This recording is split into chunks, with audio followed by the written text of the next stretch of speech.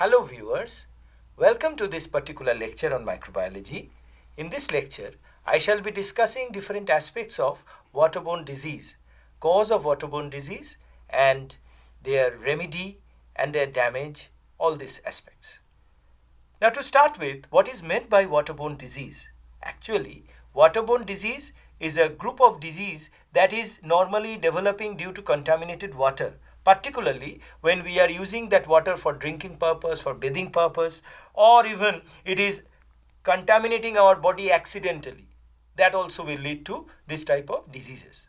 And broadly, this disease is caused by bacteria, virus, fungi, protozoa, and even helminths. Now, why waterborne disease? It is a very important fact that globally around 3.75 million people they die because of waterborne disease. Think of the developing country where the number may be even more. And if we consider the different cause of waterborne disease, it is a very significant part, that is almost 38% or 39% is undetermined. Only protozoa is constituting about 21%, bacteria about 18%, virus that way is only 6%, and chemical which is about 16%. But in this particular lecture, I shall be only discussing the different biological organisms that is contaminating the water and causing the development of disease in human. Now let us consider the different ways by which water contaminated is causing disease in human. It can be contamination of the water body in general. It can be even the contamination of the seawater, which is allowing the development of halophilic organism. It can be poor sanitation. It can be a problem with the pipeline. But most importantly, contamination comes in our gut through contaminated vegetables, fruits, etc. And also other food products like milk and milk products or contaminated semi-cooked product. All these are the different ways of contamination. Now let us consider certain ways by which we can prevent this particular waterborne disease. These are of course in general.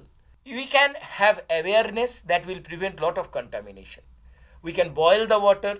We can reduce the load of the microbe through broad spectrum alum or through chlorine or through permanganate.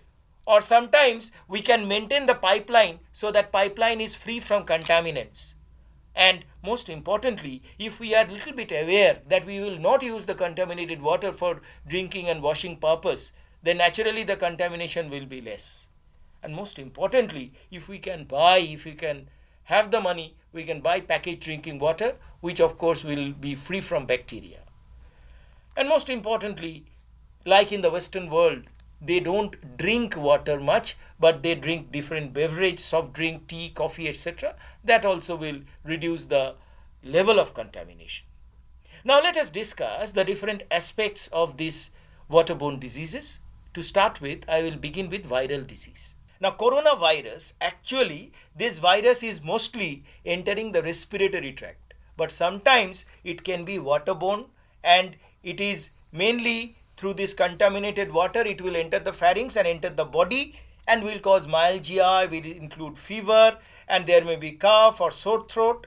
And essentially, there is no specific treatment. Coronavirus should be avoided, that is prevention of contact. Of course, they are trying to develop the vaccines against this particular virus, which is causing the disease of severe acute respiratory syndrome or SARS disease. The next one is a pure waterborne virus, which is hepatitis A, and to this particular list hepatitis E is also added. This particular virus causes the hepatitis A or hepatitis E infection, and the symptoms include severe infection of the liver. So the liver is showing less function, accumulation of bile in the body becomes yellow typically, there will be nausea, there will be diarrhea, sometimes there will be typical jaundice like symptom. But basically this particular symptom most dangerously is actually hampering our basic body function, because the metabolism which is taking place in liver will not take place normally. So there will be this problem of hepatitis, which will actually cause other diseases. And of course, hepatitis can be prevented by vaccine. Hepatitis A vaccination is there, though E vaccine is not yet available. The next one is poliomyelitis virus, causing the dreadful disease of polio. Though this particular virus is actually a problem in many countries, but India has been declared as polio free. But this particular virus, it infects basically the nervous system, and it causes the wasting of the muscles, so the limbs become defunct and that person become paralytic or paraplegic. And apart from that, there may be at the outset, there may be minor symptoms like delirium, headache, minor fever, seizure. All these normally will be there in a child within 5 years of age. So beyond 5 years, this infection won't occur. And how we can treat this disease? There is a routine vaccination, which is polio vaccine. Of course, we have also the pulse polio vaccination, which is being regularly done in India until India was declared polio free country. Sir, how does normal vaccination differ from the pulse polio vaccination? Yeah, basically they are both Sabin vaccine, that is oral vaccine, which is attenuated virus strain, but this is the strength is higher, the pulse polio. And most importantly, this particular antibodies, whatever is produced in the body, and the vaccine itself is given out with the fecal matter in case of pulse polio. So it becomes a virus that is infecting the community is protected. So it is becoming a community vaccine, whereas normal polio vaccine is an individual vaccine. Now we have the rotavirus. Now this particular rotavirus is commonly cholera inducing virus. This rotavirus is also round in outline, having the specific viral protein on their coat, and they will cause typical flatulence or typical enteritis, gastroenteritis type of symptoms similar to cholera, and they will cause loose motion, and they also actually can bring about dehydration. In severe cases, it may be fatal sometimes, and it is treated by normally symptomatic relief and vaccination. So sir, can this particular disease or the virus, can it be treated with antibiotics? It's a good question. You see, antibiotics can be given whenever there is enteritis, because you are not sure whether it is rotavirus or it is bacteria, but both are invading at the same time. So if you give antibiotic, the bacterial component will go, and thereby the disease becomes, the complication of the disease becomes weak or less, as a result of which the treatment may be faster. Now we have the polyoma virus, which is belonging to two strains, JC and BK. This polyoma virus actually is commonly SV40, and in 80% cases the population normally will develop antibody and there is no major complication. What is that complication? There will be some complication associated with the respiratory tract. Particularly in JC, there will be respiratory infection followed by renal infection. In case of BK, the respiratory infection may be less, but there may be some other renal or other immunosuppressed deficiency. So this particular problem becomes more acute in case of BK, particularly in immunocompromised patients. And how we can treat it? We actually we treat it by normal prevention of contact, but accidentally if it is there, sometimes our antibody is powerful enough to treat this disease. In very rare cases, they may induce cancer. Now let us talk about the bacterial diseases of the water. The first one is Clostridium botulinum. This particular bacteria produces the disease called botulism because it actually brings about flaccidity of the muscle, and this is the bacteria with the endospore. It will enter the body through the drinking water and it will cause dry mouth, blurred vision, flaccidity of the muscle, loss of speech, or sometimes diarrhea. It is normally causing death because of the failure of the respiratory muscle, and it is treated by antibiotics basically. Coming to the next one, which is Campylobacter jejuni. This Campylobacter is an acidophilic bacteria which can actually enter through drinking water contaminated with animal fecal matter. And this Campylobacter is also present in our gut, in our stomach, because it is acidophilic. And they may cause dysentery-like symptom with high fever, and you can ideally treat them with fluoroquinolones. The next one is Vibrio cholerae, which is the cholera bacteria, and you know the Vibrio cholerae O1, O139, these are the different strain, and this cholera bacteria produces the toxin, and this toxin will actually impair the water absorption mechanism in the gut, as a result of which water will be liberated out. And this typical symptom is called rice water stool. Apart from that, there will be bleeding, there will be cramp, there will be nausea, and there will be what is important, what is called hypovolemic shock, meaning the blood plasma level will go down, and that will cause dizziness, that will cause loss of senses, and it can be fatal. It is normally given symptomatically. ORS is given symptomatically or symptomatic relief. Vaccination may be there, but actually by developing awareness, this disease can be prevented. Now, there may be other Vibrio strains like Vibrio vulnificus or Vibrio parahemolyticus. They may also cause Vibrio infection, and these are causing different infection of the skin or other organ, and they may cause bloody stool, they may cause chill, they may cause hallucination, fluctuating mood, different types of diseases. And these are actually non-cholera type Vibrio infection, and it is treated by antibiotics and prevention of contact. Escherichia coli is a very common inhabitant of our intestine, but this Escherichia can come from outside through contaminated water and will induce gastroenteritis, and that is the reason why there will be the antibiotics like fluoroquinolone, and along with it we can add some anti-amoebic drug like tinidazole, which together will take care of this amoebitic infection. And Escherichia normally will cause dizziness, will cause dehydration, and that may be fatal in rare cases. Now we have the Mycobacterium species, which is associated with marine water, Mycobacterium marinum. And this particular bacteria will invade the skin mostly during swimming, bathing in the sea, and it can actually develop more in immunocompromised patients or in HIV patient. And this particular symptoms include localized lesion, skin lesion, and there will be reddening of the skin, and sometimes this lesion may be painful, blister-like, and it will cause secondary infection. Ideally, it is treated with ofloxacin or ciprofloxacin. Also, it can be treated, because it belongs to the acid-fast group of bacteria, it can be treated by pyrazinamide. Shigella dysentery is another group of bacteria which is waterborne. Contaminated water is carrying this Shigella, causing the disease of shigellosis. Shigellosis is typically a disease similar to amoebiasis, having mucus-tinged or blood-tinged stool, and ideally it is treated by antibiotics with metronidazoles. Salmonella, salmonellosis or typhoid, they are all associated with Salmonella typhi infection. This infection mostly comes from contaminated water, which is contaminated with animal fecal matter or human fecal matter.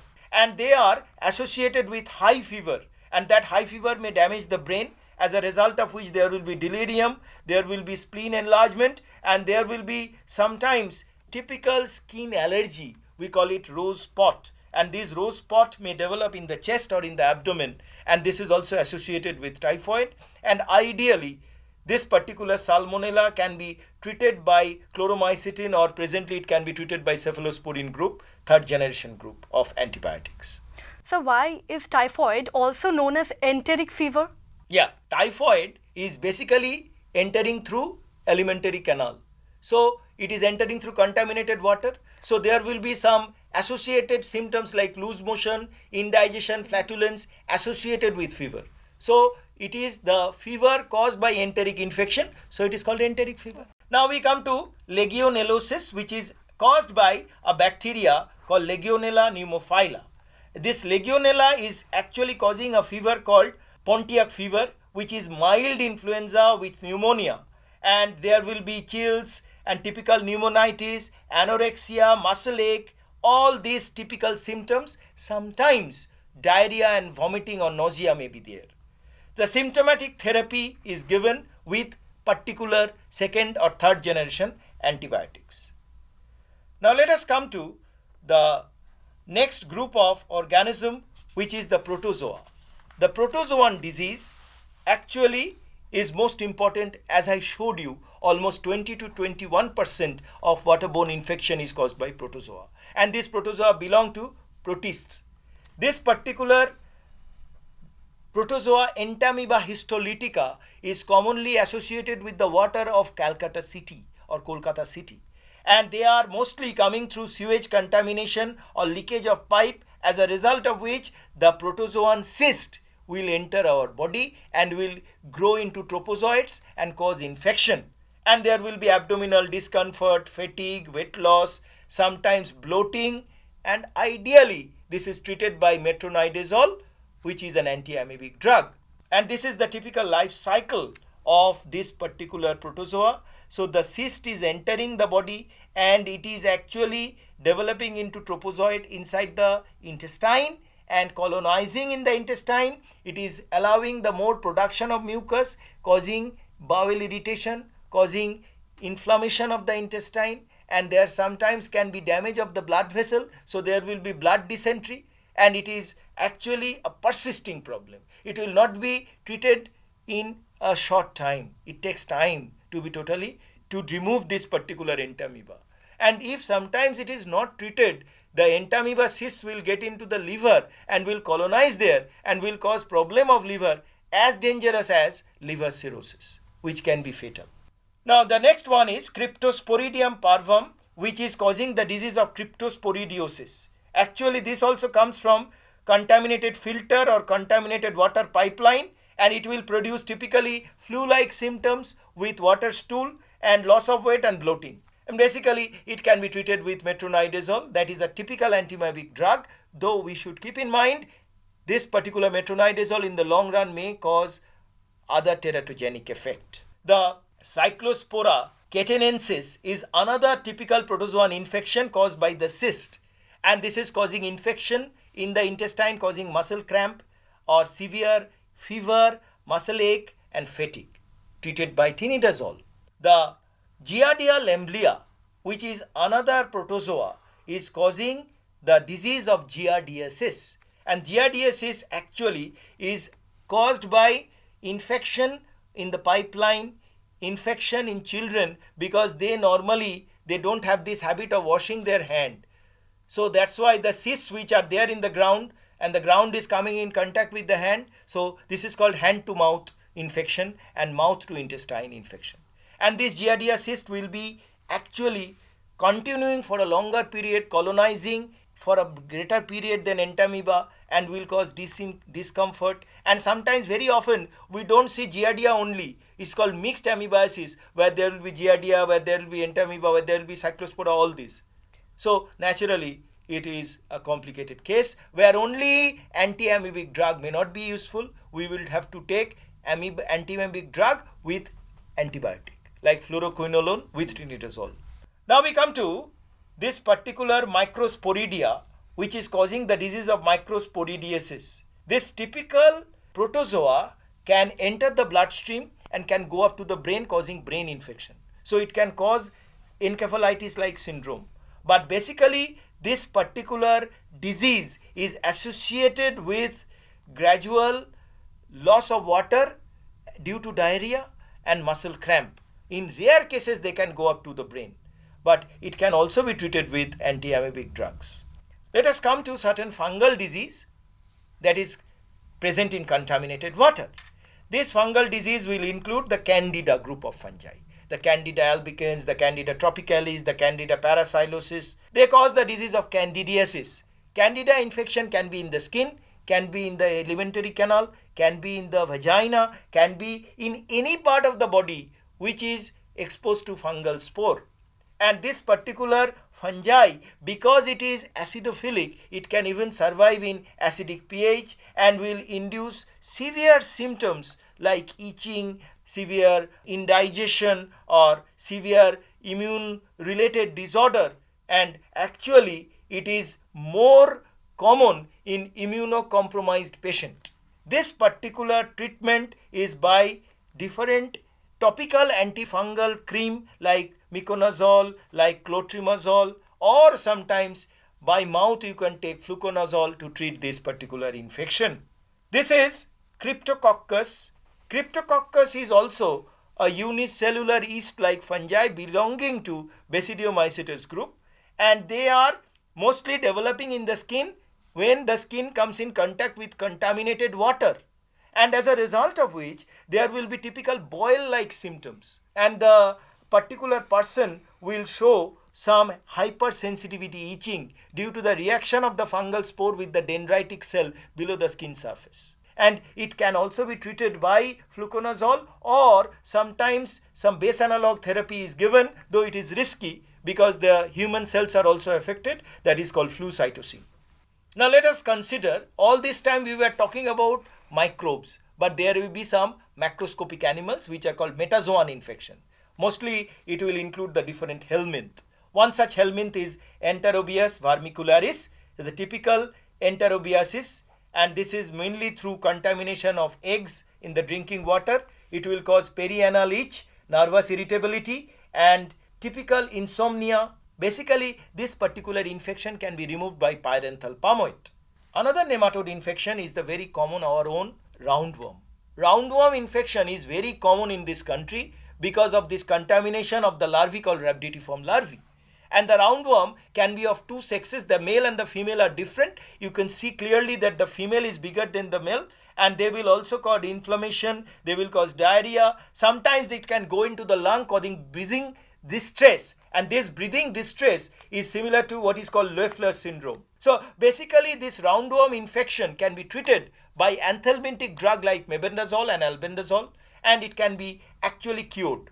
The next infection is dracunculus, which is dracunculiasis, causing infection similar to roundworm but mostly associated with larva contaminated stagnant water. So very often we normally wash our hand in a makeshift pool. That contaminated water may contain this particular larvae of this dracunculus, and the symptoms are similar to ascariasis, and it can be treated by albendazole therapy.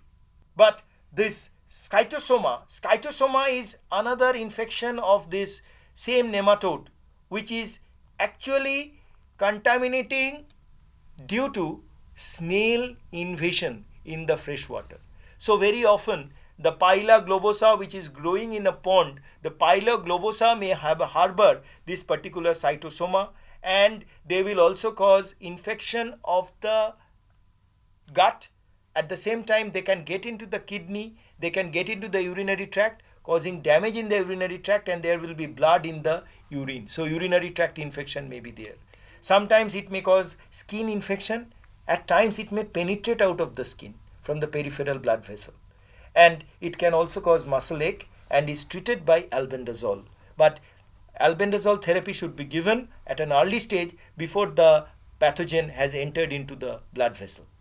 Now we will talk about certain tapeworms. One such tapeworm is Echinococcus granulosus, which is the dog tapeworm. It is also entering our body through contaminated water, contaminated with granulosa or Echinococcus egg. It will cause infection of the gut or intestine. It will cause infection of the liver because the cysts will be carried and it will germinate, and it is actually causing typical anaphylactic shock. It is also treated by mebendazole. And there is this pinworm or Hymenolopis nana. This Hymenolopis nana is the dwarf tapeworm, and this dwarf tapeworm actually will enter our body and cause severe teniasis-like syndrome, which include wetness, which include itching, which include blood-tinged stool, treated with albendazole. Now, this is perhaps the biggest problem globally, the tapeworm infestation. The tapeworm infestation may be called teniasis. Mostly it comes from pork, called Tinea solium. It also can come from beef, which is Tinea saginata. Now this particular group of parasite is a very long tapeworm, dorsiventrally flattened, and they are actually unique because they are having a head which is called scolex, and the head is provided with hooks and suckers with which they embed their head into the intestine, as a result of which the body, the strobila part may be lost, but the head is there, and so the organism cannot be removed because it will regrow and regenerate into its original size in no time. So that is why teniasis is a problem which remain in our body for a prolonged period, causing weight loss, causing blood in the stool, causing loss of appetite, and there will be stomach ache. Gradually we become habituated with it because this particular tapeworm can remain for 30 to 40 years in one's intestine if it is not treated properly. But it is treated by albendazole. As I told you, albendazole repeated therapy for 3 days, and that also for 3 consecutive months if it is given, there is a possibility that this particular intestinal tinea may be disintegrated. But if it is not, then ultimately in order to cure we have to go for surgery so that the scolex is taken out from the intestine. But definitely a part of this world is actually free from tinea solium. Can you tell me which part of the world is free from tinea solium? Sir, it will be the Middle East. Why? Because there is absolutely no consumption of pork there. Precisely, that is why this is not a problem in the Middle East. Good. Now let us consider, we will conclude this particular episode with different socio-economic impact of this waterborne infection. First of all, widespread infection. So huge population will be suffering. So sometimes it is a challenge for the government to cure these individuals. Secondly, huge drain out of money, economic pressure. And at the same time, majority of research-based product, they are coming from the West. So to import that drug, it is not possible for a developing country like India. And lastly, and most importantly, if we are making people aware, this particular disease can be reduced, but this awareness is lacking, and that is the reason why it is becoming widespread, it is becoming pandemic. So the most important take-home message is, if we can make people aware that you don't use the same water for bathing and drinking purpose, then this particular disease can be cured, as Bangladesh has done with respect to cholera infection.